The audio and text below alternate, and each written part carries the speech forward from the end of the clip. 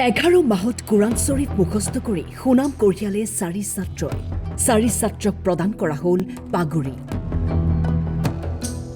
হাউলিৰ মদিনাতুল উলুম একাডেমীৰ 4 ছাত্ৰই কঢ়িয়াই আনিলে আশাৰ ৰেঙনি। ল'ৰাবিলাকে গোটেই কোৰাণ মুখস্থ কৰিছে। আলহামদুলিল্লাহ সুম্মা আলহামদুলিল্লাহ। গোটেই কোৰাণখিনি এক বহাইতে শুনাইছে এক বহাই শুনাই দিছে। বহুত ভাল লাগিছে।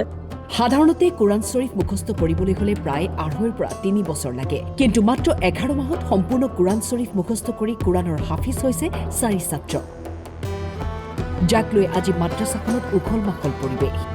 চবতকৈ ডাঙৰ কথা হ'ল এটা ল'ৰা 11 মাহতে হাফিজ কোৰাণ হৈছে।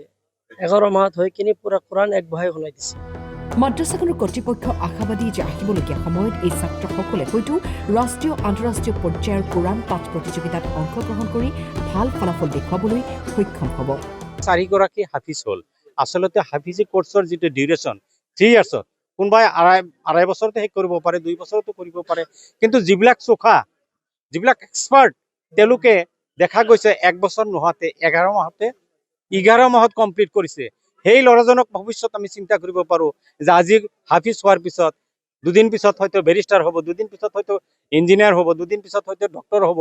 আৰু প্ৰথমৰ পৰা যদি আমি তেওঁৰ কেৰিয়াৰটো নীতি আদৰ্শৰ লগত জড়িত কৰি শিক্ষা দিব পাৰোঁ, সেই শিশুৱে সমাজৰ কাৰণে কেতিয়াও বেয়া কাম কৰিব নোৱাৰে। যোৱা বছৰো আমাৰ ইয়াৰ পৰা 4জন ল'ৰা হাফিজ কোৰাণ হৈছিলে। আমি ইণ্টাৰনেশ্যনেল লেভেলত আমি কম্পিটিশ্যন গৈছিলোঁ, তাতে ভাল এটা ফলাফল পাইছোঁ। আমি নেশ্যনেল লেভেল আমি যাম ইনশাআল্লাহ, তাতে ভাল ফলাফল আনিম আশা কৰোঁ। আৰু হাউলিৰ পৰা জাহিৰ আব্বাছৰ ৰিপৰ্ট, টাইম 8।